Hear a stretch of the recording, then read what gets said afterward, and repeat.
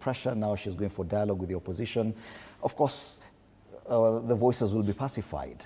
This lack of justice, where does this leave us? That we know that families can continue burying their dead, but justice will never be served.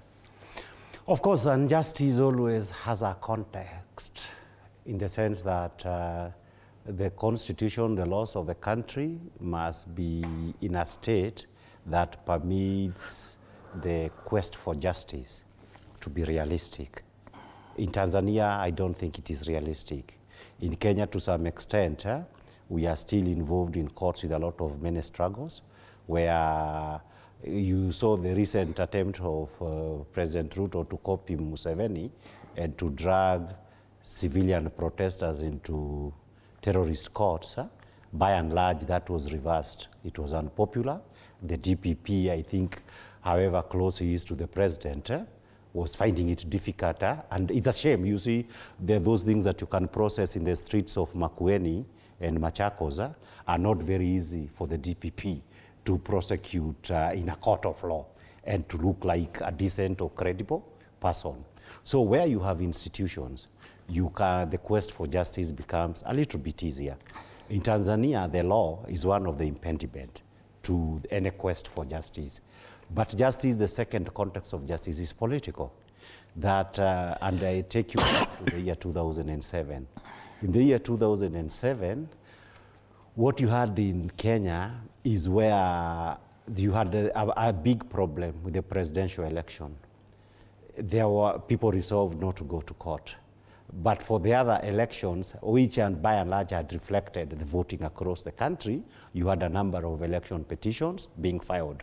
That opportunity to say that you could go to court to address those electoral problems at the local level is one of the other political avenues for seeking justice. But politically, ultimately, if you say you have two sides, where are those two sides? Those two sides are supposed to be reflected in the composition of parliament.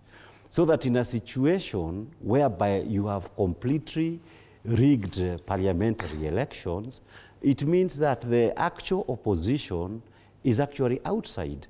In Tanzania, they have already started to charge so many people with treason. So that you rig election, then the leaders that you've just rigged out because their supporters and other Tanzanians have gone out to protest, the justice, you use it as a sword against the victims. So for Tanzania, the first thing that you must start, because the opposition in Kenya, let's start there.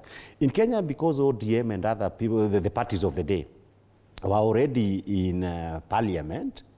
So what happened now is that it becomes easier at the executive level, because that is where usually you have this handshake, to say, let us have some sharing of executive power. Ultimately, politically, that worked to give us the 2010 constitution.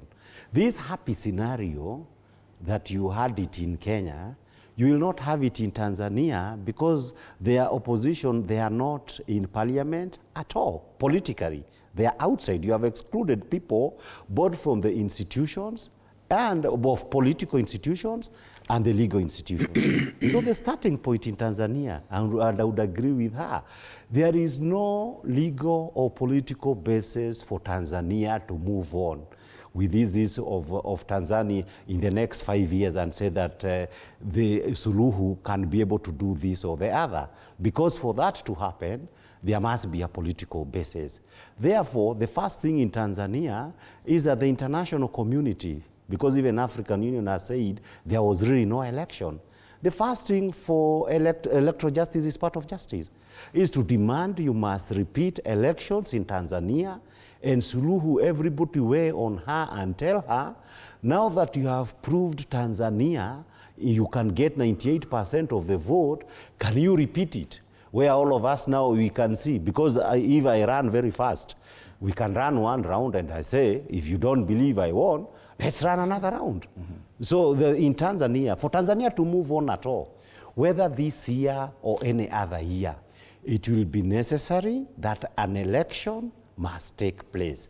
If it doesn't take place immediately, it is just to postpone a very big problem and serious instability in our region.